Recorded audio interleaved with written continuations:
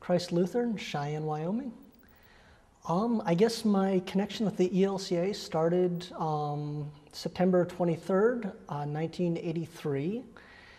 3 days previous, my mother had given birth to me, and my folks were not particularly religious, but they were in North Dakota, so sort of the land of the Lutherans. And 3 days after I was born, I turned blue. Turns out that the bit connecting my lungs to my heart, at any rate, was not really functioning. So my folks found a chaplain, and just in case this God thing and this heaven thing worked, they wanted to get me a ticket into heaven. So they had me baptized by a woman who happened to be ELCA.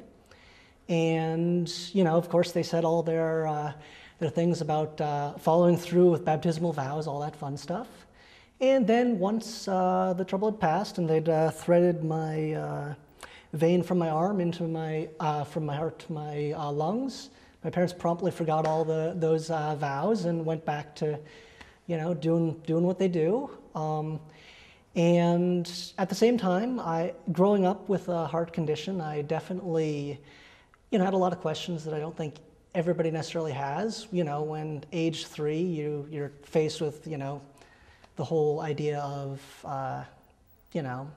dying again and then again on 4 or 5 separate occasions where I've got cut up by the doctors and stuck back together here or there.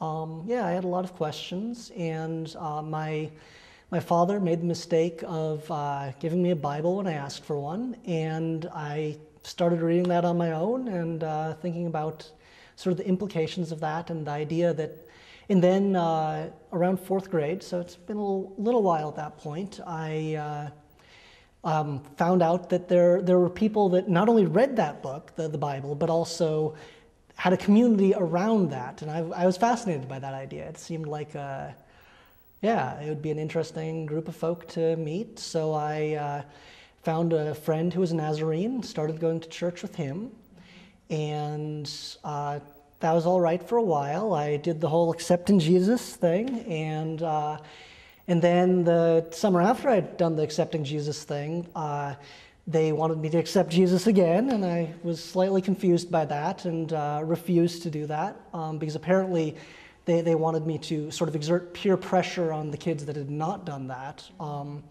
So I left the Nazarenes. I hung out with some Baptists for a while. It was sort of this same thing of, you need to accept Jesus. And again, I was sort of like, one, I already did that. And two, like, isn't there sort of this Jesus accepting you thing?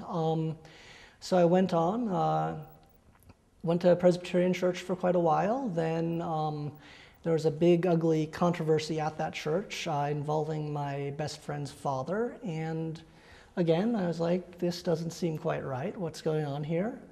So then my mom, she was I guess a latent Lutheran or something to that effect. She saw that I was still trying to find a church, and she's like, well, when I was growing up in the ALC, there was, these Lutheran folk, et cetera, et cetera. So, she took me to, first she took me to a Missouri Synod Church, and we were denied communion, and we're like, oh, wait, that's kind of strange. Then we found out that the church body that my mom had been involved with had become the ELCA.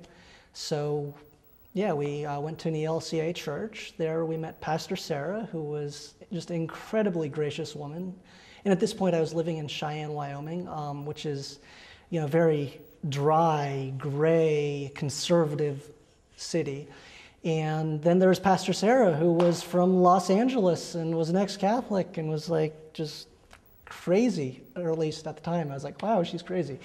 So, I was just really impressed with that and the graciousness of the church. And I stuck with the LCA throughout high school. And so what was it about the church that really drew you in? I guess just that they were affirming. They actually saw leadership potential in me, I guess, and they let me preach when I was 16, which yeah, in retrospect, it was not the best sermon to say the least, but yeah, they genuinely affirmed youth and were just more than willing to let people pitch in and help out, and I was just really impressed by that. It wasn't a sort of hair pastor kind of thing. It was much more democratic almost, but not in the negative sense of like mob rule type thing, but just, hey, you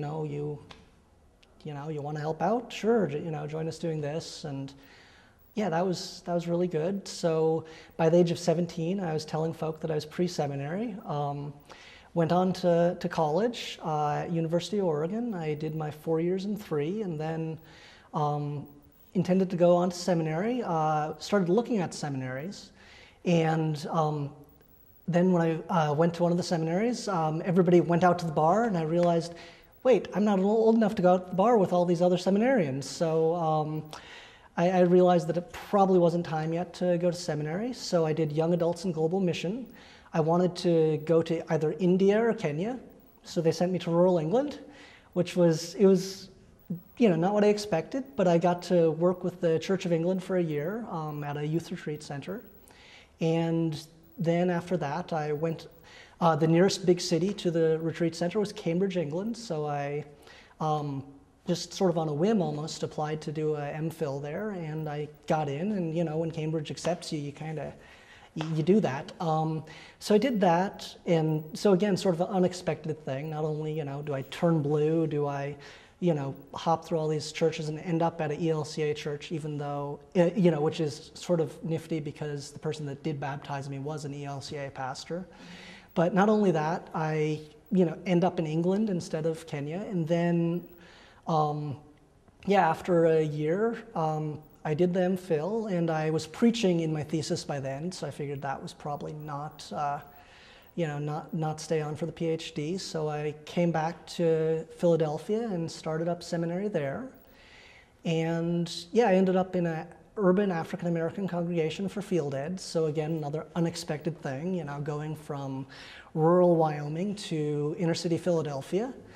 And now I'm going to inner city Baltimore to another African American church. So it's kind of cool just how the Spirit works in unexpected and kind of mysterious ways. It's been really cool, and just along the way seeing all these other folk that have had sort of similar, sort of the island of misfit toys or something like that kind of experience, and that's been my experience of the ELCA, is unexpected, Spirit-led surprises, I guess. Has Pastor Sarah remained an important figure? Oh, definitely, yeah. In fact, I've been, I ended up here because I had 40 days between when my apartment lease ended and when I needed to show up in Baltimore for my first day of internship. So I drove out, and I've been visiting folk all the way along there, going out to Eugene, Oregon, and heading back here. But yeah, I got to stop in and see Pastor Sarah. She's now a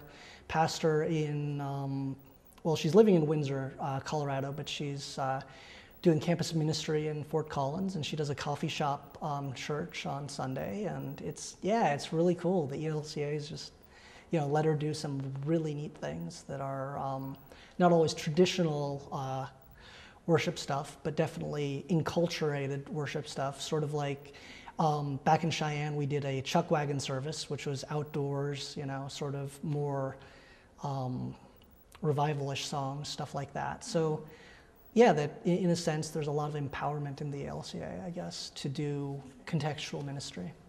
And is there any kind of life lesson that you've taken from your experience in being in the ELCA? I guess one of the big ones would be expect the unexpected. And, just realize there's going to be gracious people out there and sort of seek them out, and things are going to be okay.